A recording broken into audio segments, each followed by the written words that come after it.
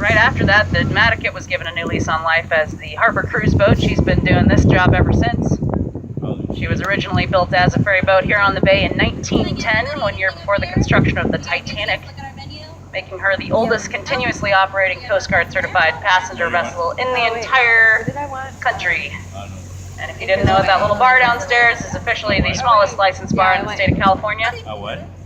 Only bar that we know of that has a drive shaft running through the middle of it. Bar's always open. If you need anything, let Tessa know.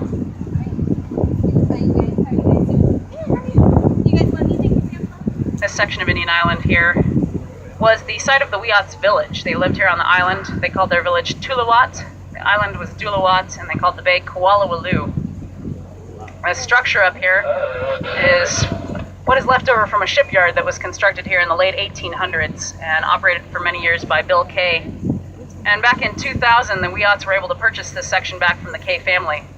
Later in 2004, the city of Eureka gave the north end of the island back to the tribe, and they began a 12-year cleanup project, massive cleanup effort, during which time they removed tens of thousands of tons of toxic wastes and scrap metals from this area.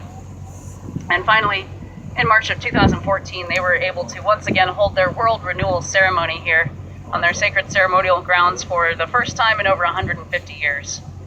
And they essentially picked up where they left off when their ceremony was cut short back in February of 1860 during one of the most violent and horrible episodes in California's history.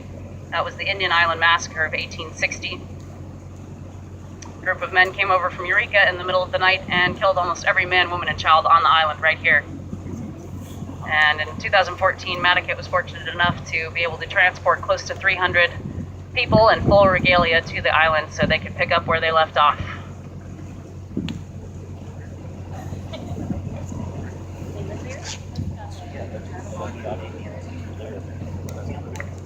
We are in the Arcata Bay section now.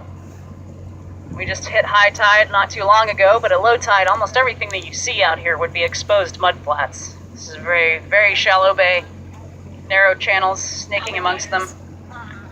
We're in about 4 feet of water right now, near the high tide in the middle of the channel, to give you an idea of just how shallow this bay is.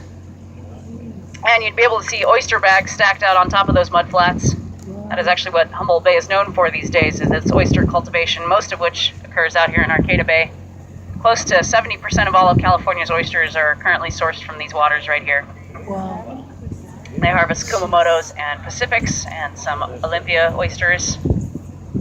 And right now everybody out here is fishing for the California halibut. They've been doing really well this summer.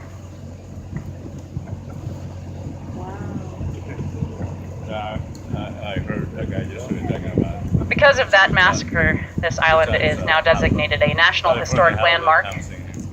And slowly, bit by bit, the Wiyots are getting their island back. If you look around the mud along the shoreline of the island, you can make out some whitish substrate. That is clam and oyster shells that make up the tops of the man-made middens that were deposited here by the Wiyots over many centuries. These middens are so deep and vast that they actually form the majority of the structure of this end of the island. And the little shorebirds that you see scattered around the island, little brown birds, a lot of them are curlews, long-billed curlews, and godwits, and a number of other species of shorebirds. Okay, I'll bring up my tab. And a great egret standing over there as well. Oh, white bird.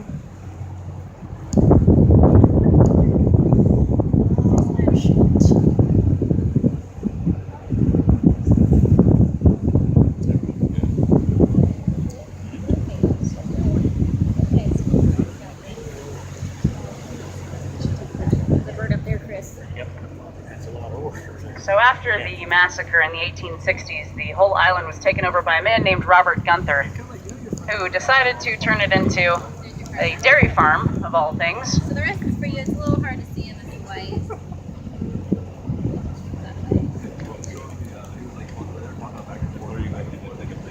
Yeah, definitely. Off in the middle of the island over here, incidentally on the Wiyots burial grounds.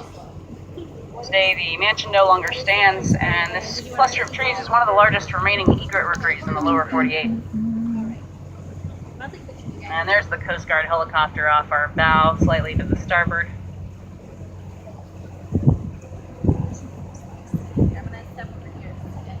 This is a hugely important stopover for the large white migratory birds. We've got 3 species that join us during the summer months: the great egret or common egret, the snowy egrets, and the small cattle egret.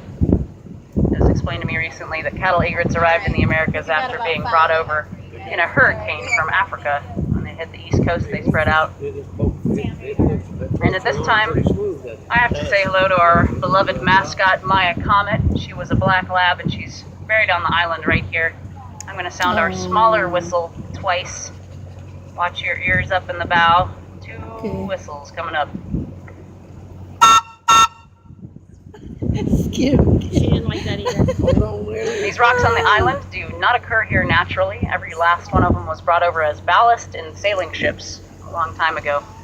These ships would offload their ballast before taking on their heavy lumber cargo for their return trips across the Pacific to their respective corners of the globe. So these rocks are from all over the world. And a double-crested cormorant sitting on that Behind piling to our right. you. Way behind you, Chris, now. A couple more egrets coming up. And yesterday we saw a big buck walking through the grass out in the open here. There are a couple families of deer that live on these islands year-round. We don't usually see them out in the open. They're usually closer to the tree line. We've actually seen these deer swimming between the islands a couple times in years past. It's so shallow. There's a great blue heron in the rocks off our starboard beam now. Oh, wow. I love the birds. Oh, swimming.